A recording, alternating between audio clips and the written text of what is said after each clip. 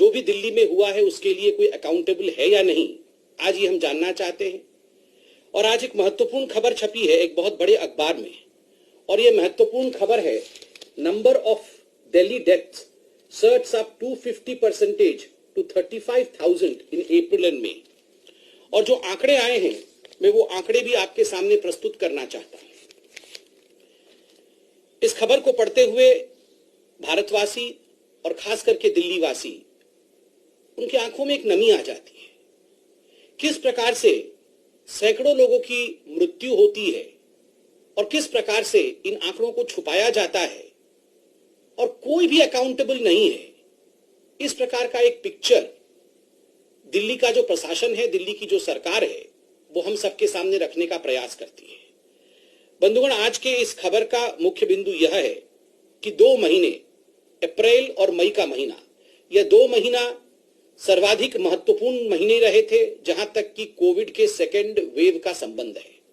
और इन 2 महीनों में लगभग 34,750 डेथ सर्टिफिकेट्स इशू किए गए हैं। दिल्ली के 3 म्युनिसिपल कॉरपोरेशन जो है, इन तीनों म्युनिसिपल कॉरपोरेशन के द्वारा 35,000, लगभग 34,750 टू बी प्रिसाइज। और आप सोचिए, इतने बड़ी तादाद में death certificate 3 municipal corporation issue करते हैं अप्रैल और मई के महीने में, किंतु जो ऑफिशियल फिगर है, जो सरकारी आंकड़े दिल्ली की सरकार देती है, वो कितना है? वह है 9,916 सर्टिफिकेट। कहां तो 35,000 और कहां मात्र 9,000 सर्टिफिकेट दिए गए हैं दिल्ली सरकार द्वारा।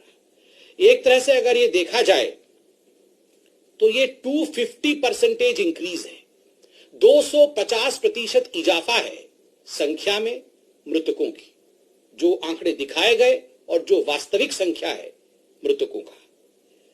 बंधुगण, जो ऑफिशियल कोविड फिगर्स 2 महीने के रहे हैं वो कुल मिलाकर के 13,201 रहे हैं, और जो डिफरेंस होता है म्युनिसिपल कॉरपोरेशन द्वारा दिए हुए आंकड़ों का और ऑफिशियल फिगर्स का, वो होता है 21,549। आप सोचिए, अनअकाउंटेड डेथ 21,000 से अधिक ऐसी मृत्यु हुई है दिल्ली शहर के अंदर जो अभी तक अनअकाउंटेड है, जिनके विषय में कोई हिसाब देने को तैयार नहीं है।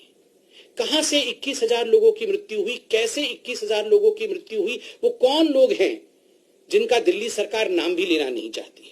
आज मैंने भारतीय जनता पार्टी के नेता संबित पात्रा जी की प्रेस कॉन्फ्रेंस देखी। मैं सोच रहा था देश के भारतीय जनता पार्टी के इतने बड़े नेता प्रेस कॉन्फ्रेंस कर रहे हैं, कुछ सारगर्भित, कुछ इंपॉर्टेंट बात कर रहे होंगे, मैंने भी देखी। लेकिन मैंने देखा 15-20 मिनट उन्होंने जो प्रेस कॉन्फ्रेंस में बात रखी, ना तो उन्हें देश की वैक्सीन की चिंता है, ना उन्हें इस बात की चिंता है कि देश में लोग थर्ड वेव की भी बात कर रहे हैं। उन्हें बस केजरीवाल जी को गाली गुफ्तार करने के लिए बिठाया गया था, ऐसा लग रहा है। मतलब 15 मिनट वो केवल और केवल ये बोलते रहे, केजरीवाल ने ये कर दिया, केजरीवाल ने वो कर दिया, केजरीवाल ये है, केजरीवाल वो है, केजरीवाल ऐसा है, केजरीवाल वैसा है। देश का इतना बड़ा नेता 15 मिनट प्रेस कॉन्फ्रेंस करता है और केजरीवाल ऐसा है, केजरीवाल वैसा करता है, तो इसका मतलब देश की सत्ता में बैठी हुई पार्टी के पास में कोरोना मैनेजमेंट के लिए ना तो कोई विजन है और ना उनकी क्षमता है, ना उनके पास देश के लिए कोरोना मैनेजमेंट का कोई प्रोग्राम है। मैं सोच रहा था, हो सकता है बोले कि हम अब फाइजर लेके आ रहे हैं। मैंने सोचा हो सकता है बता रहे होंगे कि कैसे कितने दिन में मॉडर्ना उपलब्ध हो जाएगी, मॉडर्ना के कितने ऑर्डर कर दिए हैं, देश के बच्चों को वैक्सीन कितने दिन में लग जाएगी। मैं सोच रहा था हो सकता है संबित पात्रा जी बताएंगे कि 36,000 करोड़ का जो सो कॉल्ड वैक्सीन का बजट रखा गया था, उसके बारे में देश को थोड़ा सा रोशनी डालेंगे कि 36,000 करोड़ की वैक्सीन कितने लेके आ रहे हैं। कुछ नहीं बताया, केवल केजरीवाल को गाली गुफ्तार, केजरीवाल को बुरा भला, केजरीवाल को बुरा भला कहना। आजकल ये भारतीय जनता पार्टी का ट्रेडमार्क हो गया है कि कोई इनसे पूछे भाई वैक्सीन कब ला रहे हो, केजरीवाल बहुत खराब है। कोई इनसे पूछे भाई वैक्सीन का ऑर्डर क्यों नहीं किया, वैक्सीन विदेश में क्यों बेच दी, केजरीवाल बहुत खराब है।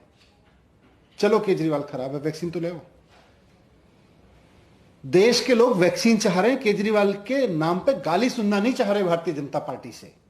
ये भारतीय जनता पार्टी के नेता रोज प्रेस कॉन्फ्रेंस करके आके केजरीवाल को गाली देके फिर बैठ जाते हैं। देश पूछ रहा है वैक्सीन कहां है, ये कह रहे हैं केजरीवाल के लिए एक गाली और सुन लो। भारतीय जनता पार्टी का यही काम रह गया देश की सत्ता में बैठी हुई, देश के कई राज्यों में बैठी हुई पार्टी का, कि जब देश आपसे पूछ रहा है कि आपको हमने सत्ता में बिठाया था, बताइए वैक्सीन कहां है, हमारे बच्चों की वैक्सीन कितने में बेच दी और विदेशों में क्यों बेच के आ गए। संबित पात्रा जी और भारतीय जनता पार्टी के नेता बताएं कि वैक्सीन क्यों बेच दी देश के बच्चों की विदेशों में जाके। 8 महीने हो गए देश में वैक्सीन बने हुए, क्यों नहीं देश के लिए वैक्सीन उपलब्ध है अभी तक? कहां सोई हुई थी आपकी सरकार? आपको समझ में नहीं आ रहा था कि देश में कोरोना आ रहा है और वैक्सीन की जरूरत पड़ेगी? आप इमेज मैनेजमेंट और इलेक्शन मैनेजमेंट में व्यस्त थे। आपको जवाब देना पड़ेगा इस बात।